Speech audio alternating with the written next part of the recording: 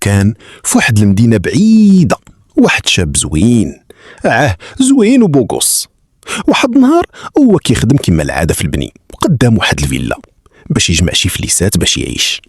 شاف واحد مولاتي الغزالة زوينة بزاف، لابسة لبسة أنيقة وباين عليها من عائلة غنية.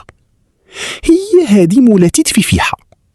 شافها عجباتو وبغاها من الدقة الأولى، والله يحب من النظرة الأولى.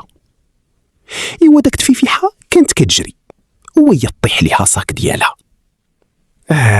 صاك ديالها. إيوا هذه هي الفرصة سيهم دي لحيتو، زرب على رزقك.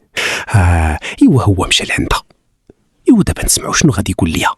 سلام، سمحي لي على الإزعاج، راه طاح لك هادشي. شكرا، ماشي أي واحد كيوقف يساعد. من داك النهار بداو كيلتقاو كل مرة، والحب كيكبر شوية بشوية.